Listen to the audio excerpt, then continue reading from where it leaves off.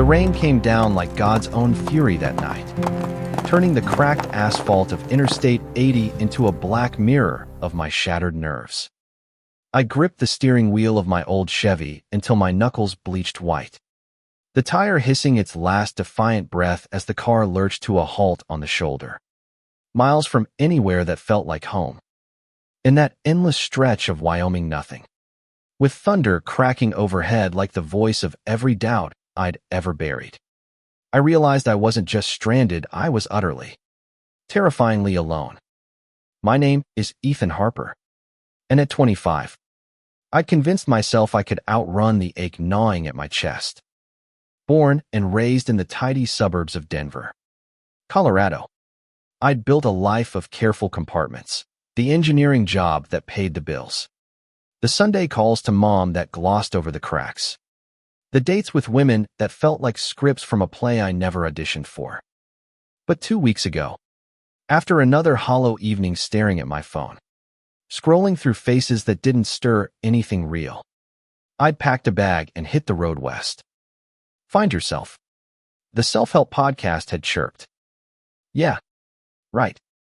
All I'd found was a blowout at mile marker 147, and the kind of fear that whispers you're not worth saving.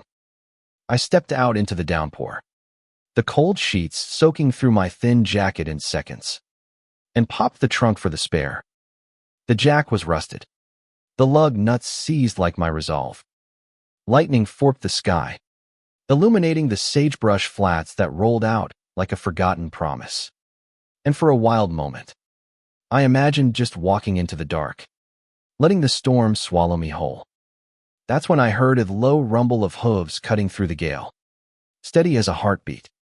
He emerged from the gloom like something out of a half-remembered dream, a silhouette on horseback that blurred the line between myth and man. The horse was a bay gelding, flanks gleaming wet, and the rider pulled up 10 feet away, water streaming from the brim of his Stetson. He was tall, broad across the shoulders, with a jaw set like carved granite and eyes the color of a summer sky after rain blew. Piercing, alive with a curiosity that pinned me in place.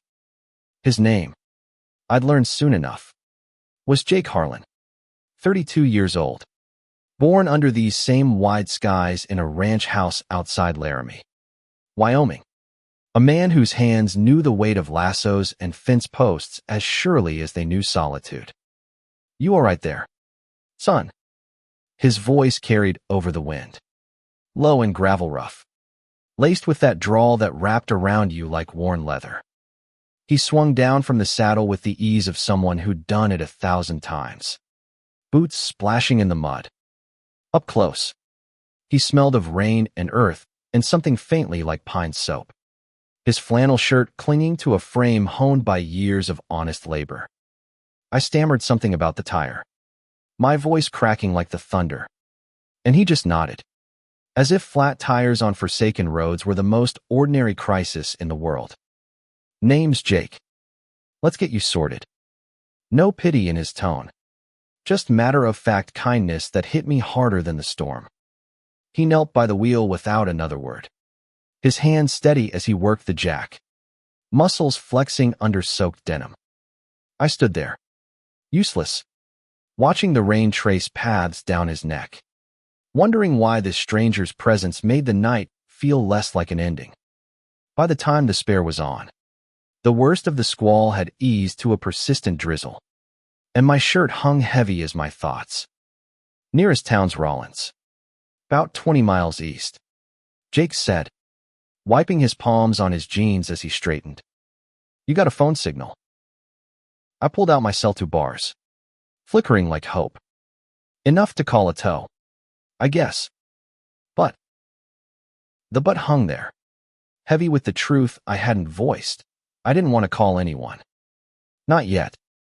The road trip was my escape, my fragile bid at unraveling the knot inside me, the one that tightened every time I thought of Dad's disappointed frown or the church youth group back home preaching love as a straight line. Jake tilted his head, reading me like an open range. Trucks hitched back at the fence line hauling hay for a neighbor. I can drop you at a motel if you need. Or, he glanced at the horizon, where the clouds were parting to reveal stars like scattered diamonds. If you're not in a rush, there's a fire pit at my spread not far off. Dry clothes, hot coffee, no strings. I hesitated, the offer dangling between us like a lifeline. Strangers didn't stop for strangers anymore. Not out here where the wind carried secrets and the nights stretched eternal. But there was something in his eyes steady, unguarded, that cracked the wall I'd built around myself. Coffee sounds good, I said, surprising us both. We loaded my tools into his saddlebags, and I followed him on foot at first, the gelding named Rusty trotting patient circles until Jake offered me the reins. He don't bite unless you ask nice, he quipped, and I laughed, a rusty sound that felt foreign in my throat. The ranch appeared after a mile's hike through mesquite and mud. A low-slung cabin with a sagging porch and a corral that spoke of hard-won peace. Smoke curled from the chimney, beckoning like an old friend. Inside, the place was sparse but warm, a stone hearth crackling with pine logs. A kitchen table scarred from years of meals eaten alone. Shelves lined with dog-eared paperbacks and a photo of a woman with Jake's eyes, faded at the edges. His mother, he'd say later, gone too soon to cancer when he was 16, leaving him to mend fences with a grief that never fully mended. He brewed coffee strong as regret, handed me a towel and a spare shirt that smelled faintly of him musk and sunlight. Ethan, right. What brings a city boy like you out to God's backyard? I wrapped my hands around the mug, the heat seeping into bones I hadn't realized were chilled. Running. Mostly. From a life that doesn't fit. The words slipped out unbidden, raw as the rain outside. Jake didn't pry, just nodded, his gaze holding space for the silence that followed. We talked then, halting at first about the engineering firm in Denver that chewed me up and spat out deadlines. About the ranch that had been in his family since the Homestead Acts, passed down like a legacy of calluses and quiet pride. As the fire popped and embers danced, I felt the first thaw in my chest.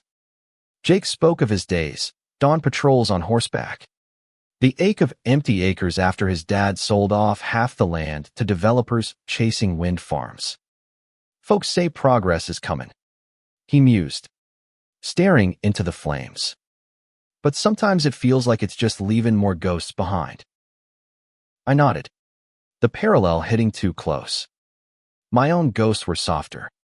Suburban, the high school locker room taunts when I lingered too long on a teammate's laugh. The college girlfriend who sensed my distance and walked away with tears I couldn't match. I'd buried it all under productivity, under the myth that love was a checklist, not a wildfire. But here, in this stranger's firelight, the embers of truth flickered. Midnight came soft, the storm of memory, and Jake showed me to the spare room cot with a quilt stitched by hands long gone. Sleep on it, he said at the door, his silhouette filling the frame. Road'll wait till mornin'. I lay awake long after his boots thudded down the hall, the ceiling beams casting shadows like questions. What was this pull? This ease in his presence that made my pulse steady instead of race. For the first time in years, the knot loosened, just a fraction, and I wondered if salvation could arrive on horseback. Unannounced, dawn broke gold over the Bighorn Basin, painting the hills in hues of amber and rose, as if the world itself was mending after the night's fury. I woke to the scent of bacon sizzling and coffee perking, the kind of domestic rhythm that felt both alien and achingly right. Jake was at the stove, sleeves rolled to his elbows, humming a tune that was half country lament, half whatever radio station crackled through the static. He glanced over, a half-smile tugging his lips. Mornin', Ethan. Figured you'd need fuel before tackling that spare. I rubbed sleep from my eyes, the borrowed shirt loose on my frame, and slid into a chair at the table. The spread was simple eggs scrambled with peppers from his garden. Toast thick as hope.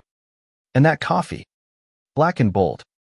We ate in companionable quiet at first. The only sounds the clink of forks and the distant low of cattle in the pasture. But as the sun climbed, so did the words. Tentative bridges over the chasm of last night's confessions. Tell me about Denver, Jake said, leaning back with his mug, his chair creaking under his weight. What kind of life don't fit a fella like you? I traced the grain of the wood. The question unspooling threads I'd kept tightly wound. It's the good life. On paper. Stable job. Apartment with a view of the Rockies. Friends who mean well. But I paused. But a doorway I wasn't sure I could cross. It's like I'm playing a part. Everyone expects you to follow the script, meet the girl, build the house, check the boxes. And I try. God, I try. But it rings hollow. Jake's eyes held mine, steady as the horizon. He didn't flinch, didn't offer platitudes. I know that script. He murmured. Grew up hearing it from every pulpit and porch swing in Laramie. Marry the sweetheart from Sunday school. Raise kids on this dirt. Pass it all down like it's gospel. He set his mug down, the ceramic thudding soft. Lost my way trying to stick to it. The admission hung there. Electric. Jake Harlan, the cowboy who'd pulled me from the brink, carried his own fractures. He spoke then of a summer 15 years back, when he was 17 and wild with the freedom of graduation looming. There'd been a rodeo in Cheyenne, dust-choked arenas and the thrill of 8 seconds on a Bronx back. And there'd been Caliba Drifter from Texas, lean as a whip, with a laugh that cut through the noise like sunlight. They'd met under the bleachers after a late-night event, sharing a stolen flask of whiskey and stories of roads untaken. What started as boyish camaraderie bloomed into something fiercer. Stolen kisses in the shadow of trailers. Hands fumbling in the dark with the urgency of secrets. It lasted a month. That fever dream. Until Caleb hit the circuit trail east, leaving Jake with a heart cracked open and a fear that echoed louder than any bull's roar. Dad found the letters, Jake said, voice rough as gravel. Hid em in the barn. Thought they were safe. He burned em that night. Sat me down by this same fire. And told me men like that were poison. That I'd shake it off like a bad habit. His jaw tightened. The memory etching lines deeper. I did. Too. Or tried. Buried myself in work. Dated the girls from town. Even proposed to one once. But it was like wearing someone else's skin. I listened. The parallel a mirror I hadn't asked for. My own attempts awkward dinners. Forced affections felt suddenly less like failures and more like echoes of his pain. I never even got that far. I admitted. The words tumbling free. Kissed a guy once. In college. After too many beers at a party. It was right. Terrifyingly right. But the next day, I convinced myself it was the alcohol. Joined a gym. Dated double time. Anything to prove I was normal. We sat there. 2 men in a sunlit kitchen. Unraveling the lies we'd told ourselves. Jake reached across the table then. His hand covering mine not in pity, but in solidarity. Calluses rough against my skin. The touch was brief. A spark that lit something dormant. But it lingered. Warm as the coffee going cold. Normal's overrated. Ethan. It's just a word folks used to fence in their fears. The morning stretched into chores after that. Jake insisting I help mend a stretch of barbed wire along the north pasture. We worked side by side. The sun baking the earth dry. Sweat tracing paths down our temples. He taught me the rhythm of a twist the pliers, just so. Spliced the strands taut without snapping in those hours. The barriers crumbled further. Laughter came easier. Shared over a botched knot or the way Rusty nuzzled my pocket for treats. For the first time, I felt seen, not as the sum of my hiding places, but as the man emerging from them. By noon, we'd driven into Rollins for supplies behind the wheel of my patched Chevy, Jake's truck trailing like a faithful shadow. The town was a snapshot of heartland America, dusty Main Street lined with feed stores and diners. Folks tipping hats and calling Jake by name. At the auto shop, the Mechanica grizzled vet named Hal clapped me on the back after swapping the spare for good. "Oh, this cowboy your hide," he grunted. "Ain't many'd stop in that blowout." I glanced at Jake, loading bags of feed into his bed, and felt a swell of gratitude laced with something sharper. Unnamed. Lunch was at the Silver Spur Cafe. Burgers greasy as comfort, where Jake introduced me as a friend from the road. The waitress, a silver-haired woman with a wink, slid extra fries our way, and we talked dreams than mine of designing bridges that spanned more than rivers, his of reclaiming the old acreage, turning it into a haven for strays, horse and human alike. Afternoon found us back at the ranch, the air humming with cicadas as we sat on the porch steps, beers sweating in our grips. The conversation turned inward again, probing the scars. I spoke of my father, a retired cop whose love was fierce but framed in absolute strength meant stoicism. Weakness meant the bottle. He'd say this trip's just me dodging responsibility. I confessed, the beer loosening the knot. Maybe he's right. Jake shook his head, the brim of his hat casting shadows over his brow. Or maybe it's the first responsible thing you've done. Owning your road. If that's braver than any badge. Dusk crept in soft, stars pricking the velvet sky. And as we lingered there, shoulders brushing, I felt the shift. It wasn't fireworks or fate's grand gesture. It was quieter, a recognition that in his quiet strength, I glimpsed my own. That night, sleep came easier. The spare room less a guest space and more a threshold. The days blurred into a rhythm I hadn't known I craved, each one peeling back layers like sun on weathered wood. By the third morning, my Chevy sat repaired in the drive, but I lingered, citing emails from work that could wait, excuses as thin as the high desert air. Jake didn't question it. Instead, he wove me into the fabric of his world-riding fence lines at dawn, where the world narrowed to the creak of leather and the vastness of sky, or evenings by the fire, trading stories that bridged our disparate lives. One afternoon, as we branded a late calf in the corral, the iron hissing red-hot against hide, Jake paused, sweat beading his forehead, and fixed me with a look that stripped away pretense.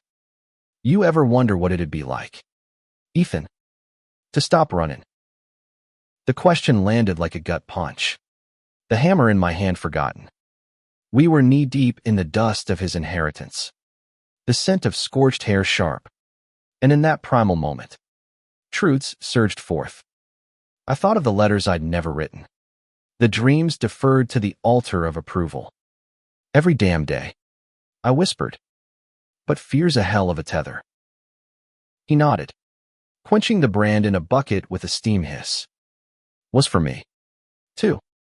After Caleb, I roped myself tighter than any steer. Worked till my hands bled. Dated till my heart numbed. Thought if I built walls high enough, the want would starve. His voice cracked. Just once. And he turned away, busying himself with the fire. It didn't. Just made the loneliness echo louder. That vulnerability cracked me open further. Over the next evenings, as thunderheads gathered on the horizon like unspoken regrets, we delved deeper. I confessed the panic attacks that had chased me from Denver, a chest-tight terror in boardrooms, the hollow echo of laughter at bars where everyone paired off but me. Jake listened, his presence an anchor, then shared his own shadows, the ranch hands who'd whispered slurs after catching him with a rancher's son in the hayloft at 20. The family Bible study where his silence was the loudest prayer. One night, under a canopy of stars so dense they humbled you, We rode out to a ridge overlooking the Platte River Valley. Rusty plodded steady beneath me, Jake's stallion a dark shadow beside. The air was crisp, laced with sage. And as we dismounted, spreading a blanket for a makeshift camp, the words flowed unchecked. I came out here thinking I'd fix the tire and move on, I said, voice lost to the wind. But you've got me questioning if the breakdown was the point. Jake's laugh was soft, rueful. Life's got a way of flattening you where you need it most. Me. I stayed 'cause this land don't judge. But folks. He trailed off, gaze distant. Town's changin'. Pride flags in Rollins' windows now. Kids talking open about who they love. Makes a man wonder if the fences in his head are worth keeping. We lay back then, shoulders touching on the wool. The Milky Way a river of light overhead. His hand found mine in the dark, not seeking, but affirming, and the world tilted. No grand declarations, just the quiet thunder of acceptance. In that touch, the tether frayed, and for the first time, I breathed free. But peace, like calm before a squall, proved fleeting. Word of my extended stay rippled through the valley grapevine, reaching Laramie by week's end. Jake's cousin, Toma, burly feed supplier with a mustache like a broom and opinions sharper than wire, dropped by unannounced one Saturday. His truck kicking gravel as he pulled up. Heard you got yourself a house guest. Harlan. He boomed from the porch, eyes narrowing on me as I emerged from the barn, pitchfork in hand. Jake wiped hay from his gloves, casual as ever. Ethan's helping out. Good hands. Solid fella. Tom grunted, stepping down with a six-pack dangling from one fist. Help. Huh. Looked like more in that from the diner talk. His gaze raked me, appraising, laced with that old-world wariness. City boys come and go. Jake. Just don't let him drag you into their mess. The air thickened, tension coiling like a spring. I felt exposed, the pitchfork suddenly heavy, as if Tom's words unearthed the ghosts we'd only begun to lay. Jake's jaw set, but his voice stayed even. Ain't no mess, Tom. Just two men sharing a roof and a brew. You stayin' for supper? Tom lingered, the invitation a gauntlet, and accepted with a nod that didn't reach his eyes. Dinner was strained steak charred on the grill, potatoes mashed lumpy, conversation skirting edges like a skittish colt. Tom regaled with tales of market prices and a new bull he'd bought, but his glances at us sharpened, probing for cracks. When he cornered me by the sink later, suds dripping from plates, the barb landed low. Jake's family. Kid. Been through hell losing his folks. Don't need some drifter stirring up old pains. I met his stare. Suds cold on my skin. I'm not stirring anything Tom doesn't want stirred. But Jake's stronger than you give him credit for. He huffed, draining his beer. Strength's keeping your head down out here. World's changin'. Sure. But not fast enough for some habits. He left at dusk, taillights fading into the twilight. But the echo lingered. That night, by the fire, Jake paced, the flames mirroring his unrest. Tom means well. In his way. Grew up same as Memphis and Faith. No room for gray. He sank beside me, elbows on knees. But hearing him say it makes me wonder if I'm dragging you into my storm. The fear in his eyes raw, mirrored in my own, ignited something fierce. We're in it together. Jake. That's the point. I took his hand, deliberate this time, and held it as the logs crumbled to ash. The touch steadied us, a vow unspoken, but the seed of doubt took root, whispering of roads diverging. The following days carried that undercurrent, chores laced with glances that lingered too long, silences heavy with what-ifs. I threw myself into work repairing the irrigation ditch that snaked through the alfalfa, the shovel biting earth like penance. Jake watched from the fence, his silhouette a constant. But distance crept in, subtle as shadow at noon. It crested on a Tuesday, heat wave baking the ground to powder. We'd ridden to check the upper herd, the sun a hammer on our backs, when a coyote bold from drought lunged at a lame ewe. Jake spurred forward, lasso whipping out in a blur. But the rope tangled on scrub, yanking him from the saddle. He hit hard, shoulder slamming rock, a grunt escaping as pain flared white-hot. I was off Rusty in seconds, heart slamming, dropping to his side. Jake, God, can you move? Dust caked his shirt, blood seeping from a gash on his brow. But his eyes met mine, dazed yet defiant. Reckon I can, he rasped, wincing as I helped him up. The ewe bleated, safe but spooked, and as we limped back, his arms slung over my shoulders. The weight of him pressed close. Vulnerability stripped him bare, and in that lean, the walls we'd rebuilt shattered. Back at the cabin, I cleaned the wound with steady hands, antiseptic stinging air, his breath hitching under my touch. You could have been killed, I murmured, dabbing gauze, inches from his face. Worth it, he said, voice low, capturing my wrist. Time suspended, the ranch clock ticking faint. Wind sighing through cracks, and then he pulled me in, forehead to forehead, the world narrowing to shared breath. Ethan, this, us, it's real. But Tom's right about one thing, out here's still wild. You ready for that fight?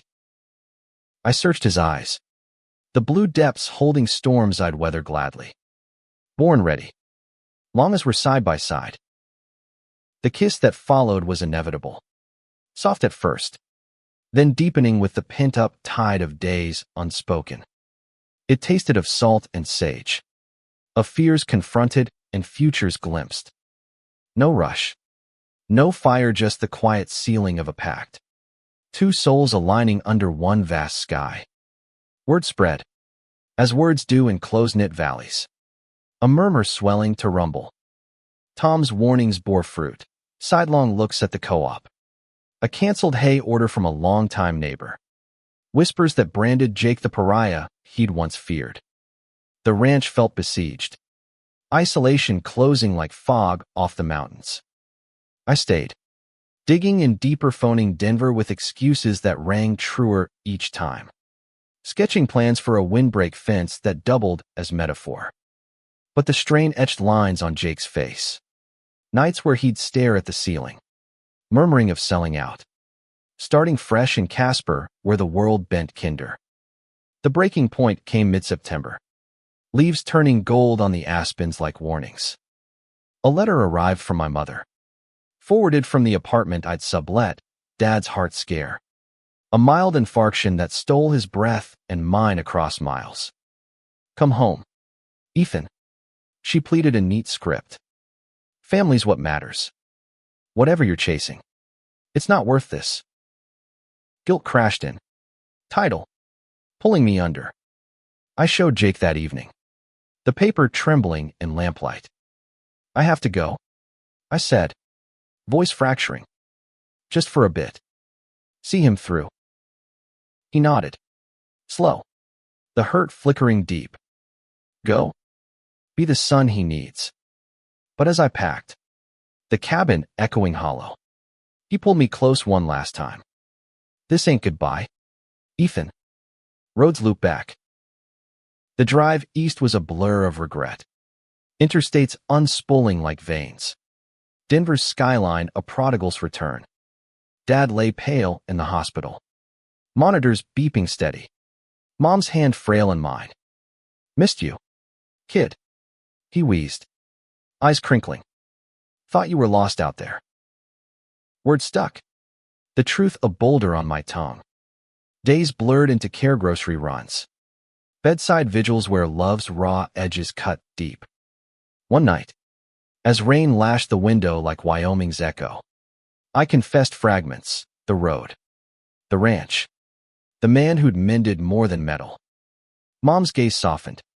hand squeezing mine. Love's not a straight path, Ethan. It's the turns that shape you.